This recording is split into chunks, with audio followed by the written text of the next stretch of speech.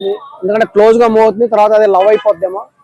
తర్వాత అతనికి ఎంగేజ్మెంట్ కూడా చేసుకుంది, కానీ పెళ్లి కూడా క్యాన్సిల్ చేసుకుంది. ఆ సమయంలో ఆమె తెలుగు సినిమా ఇండస్ట్రీకి వచ్చింది. మరి తెలుగు సినిమా ఇండస్ట్రీలో సక్సెస్ రావాలంటే క్షుద్ర పూజలు చేయాలి అనేటువంటి తెలుసుకొని ఇక్కడ వేణుస్వామి దగ్గర ఆ పూజల వల్లే ఆమె నిజంగా కూడా ఎప్పుడైతే క్షుద్ర పూజలు రష్మి గారు చేయించుకున్నారో అప్పటి ఆమె స్టార్ తిరిగిపోయింది. ప్రతి సినిమా సూపర్ హిట్ అయింది. ఆమె హీరోయిన్ గా ఇప్పుడు ఎక్కడికో ఒక లెవెల్కి వెళ్ళిపోయింది. ఆమె ఒక చిన్న రోడ్డు మీద మామూలు కింద స్థాయి నుంచి వచ్చిన ఆమె ఈ రోజున కొన్ని కోట్ల రూపాయల హీరోయిన్ స్థాయికి వెళ్ళింది. ఈ రోజు నేషనల్ క్రష్ అయిపోయింది.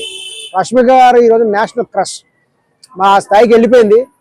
మరి ఆ పూజలు చేసుకున్న సందర్భంలోనే ఆమెకు వేణుస్వామి గారు పరిచయం అయ్యారు. కానీ అతనితో ఏం చెప్పదని చెప్పడం జరిగింది.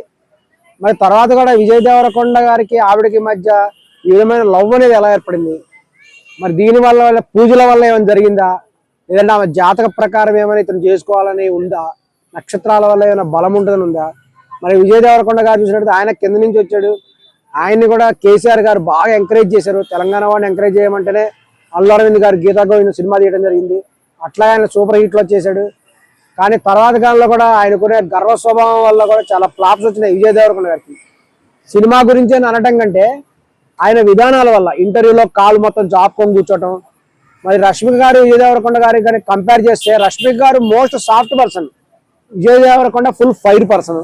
మరి వీళ్ళిద్దరికి ఎలా సెట్ అయింది అనేది చాలా మందికి అర్థం కావట్లేదు.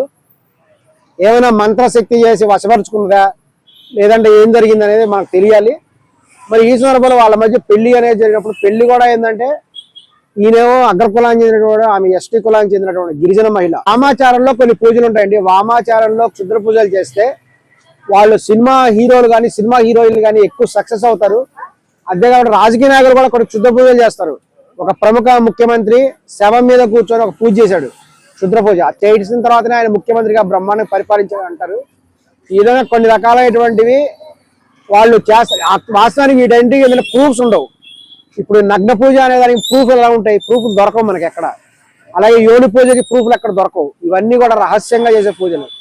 సో దీని గురించి చాలా ఎందుకు పెళ్లి చేసుకుంది, ఉదయపూర్ దగ్గర ఎందుకు పెళ్లి చేసుకుంది అంటే ఇక్కడ కర్ణాటకలో ఆమె పెళ్లి చేసుకోవడానికి అవకాశం లేదు. ఎందుకంటే కర్ణాటకలో ఆమె కొడవ అనేటువంటి కులానికి చెందినటువంటి ఆమె, వాళ్ళ కుల సంఘం వాళ్ళు ఫుల్ ఫైర్తో ఉన్నారు ఆమె పట్ల.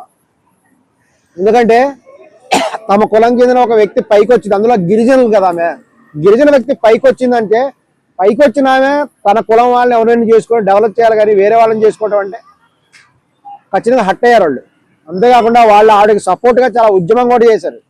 ఈవెన్ అమిత్ షా గారికి కూడా ఒక కుల సంఘం వాళ్ళు ఒక ఉత్తరం రాశారు. అదేంటంటే కర్ణాటకలో ఆవిడ మీద ఫుల్ యాంటీ ఉన్నారు. ఆమె కొన్ని విమర్శలు చేసింది సినిమా ఇండస్ట్రీ మీద. కర్ణాటకలో సినిమా ఇండస్ట్రీ ఏముంది, చిన్న industry, Telugu industry super industry అని చెప్పింది. అప్పుడు ఆవిడ మీద చాలా కోపం ఉంది. ఈ రోజున కర్ణాటక వెళ్ళే పరిస్థితి రష్మిక గారికి లేదు. రష్మిక గారికి పుట్టిల్లు లేదు. కబడ్డీ ఒక కోకిల ముందే కూసింది అని ఒక పాట ఉంది కదా. రష్మిక గారు ఏమైనా ముందే కూసారా, లేదంటే విజయ్ దేవరకొండ గారు ఏమైనా తొందరపడ్డారా అనేది తెలియదు. సాధారణంగా ఏ హీరోయిన్లు కూడా టాప్ లెవెల్లో ఉన్నప్పుడు పెళ్లి చేసుకోరు. ఎందుకంటే వాళ్ళకు అసలు రష్మిక గారు కూడా ఫస్ట్ మ్యారేజ్ ఎంగేజ్మెంట్ ఎందుకు క్యాన్సిల్ చేసుకుంది? కేవలం హీరోయిన్ ఛాన్సెస్ కోసమే కదా. ఆమెకు సినిమా హీరోయిన్లు నటిస్తే కొన్ని కోట్ల రూపాయలు వస్తాయి. ఈ రోజు నేషనల్ క్రష్ రష్మిక అంటే కోట్ల రూపాయల రెమ్యునరేషన్ ఉంది. మరి అంత అవకాశం ఉన్నప్పుడు పెళ్లి చేసుకుంటే అవకాశాలు పోతాయి. సహజం, మన దేశంలో ఉన్న విధానం అది. ఒకవేళ యాక్ట్ చేసినా సరే ఒక ప్రముఖ హీరోయిన్, అందచందాల హీరోయిన్ స్థాయిలో అయితే ఉండవు. ఇంకా ఆంటీ పాత్రలు చేసుకోవాల్సిందే, లేదంటే క్యారెక్టర్ ఆర్టిస్ట్ పరిస్థితికి వెళ్ళిపోవాల్సిందే. మరి ఇటువంటి సందర్భాల్లో కూడా రష్మిక గారు ఏమైనా తొందరపడిందా? ఇంత హడావుడిగా పెళ్లి చేసుకోవడానికి ప్రెగ్నెన్సీ ఏమైనా వచ్చిందా? చాలా మంది తొందరగా ఎందుకు పెళ్లి చేసుకుంటారు? ప్రెగ్నెన్సీ వస్తే అది కవర్ చేయడానికి పెళ్లి చేసుకుంటారు. అలాగే పెళ్లి చేసుకున్నారా? లేదంటే ఇప్పుడు అంత హఠాత్తుగా ఎందుకు చేసుకున్నారు? మెయిన్ అందరికి వచ్చే డౌట్ ఏంటంటే హఠాత్తుగా ఎందుకు పెళ్లి చేసుకున్నారు? లేదంటే ఏదైనా క్షుద్ర పూజలు ఏమైనా చేసినారా? లేదంటే విజయ్ దేవరకొండకి పెళ్లి చేసుకుంటే సక్సెస్ అవుతుందని ఏమైనా వేణుస్వామి జ్యోతిషం చెప్పాడా? వేణుస్వామి చెప్పిన జోష్యం కోసమే వీళ్ళిద్దరు విజయ్ దేవరకొండ రష్మిక ఇప్పుడు అర్జెంటుగా పెళ్లి చేసుకున్నారా అనేది చాలా డౌట్. ఇంకా అందరినీ ఎందుకు పిలవలేదంటే కొడవ సాంప్రదాయాల్లో పంది మాంసం పెడతారు, తప్పనిసరిగా పంది మాంసం తినాల. ఓటీటీ వాళ్ళు 60 కోట్లు ఇస్తా ఉన్నారు. ఇందులో వాస్తవం ఎంత అనేది తెలుసుకోవాల్సిన అవసరం ఉంది. ఒకవేళ నిజంగా ప్రెగ్నెన్సీ కనుక వస్తే పొట్ట కనిపిస్తుందని చెప్పి అవకాశం ఇవ్వలేదా? లేదంటే అది అవ్వచ్చు అవ్వకపోవచ్చు. లేదంటే కొడవ సాంప్రదాయంలో వరుసగా కొన్ని అరటి గెలలు పెడతారు, వాటి కత్తితో నరకాల్సి ఉంటుంది పెళ్లి కొడుకు.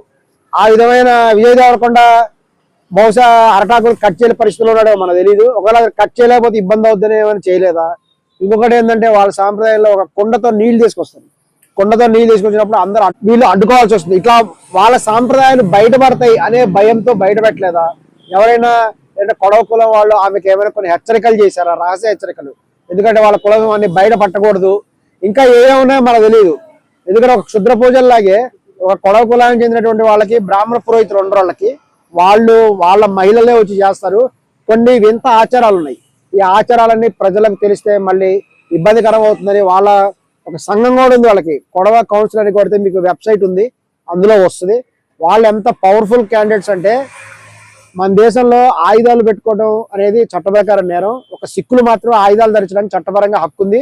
తర్వాత దక్షిణ భారతదేశంలో ఒక కొడవ కులం ఒకళ్ళకి మాత్రమే ఆయుధాలు ధరించడానికి వాళ్ళకి హక్కు ఉంది.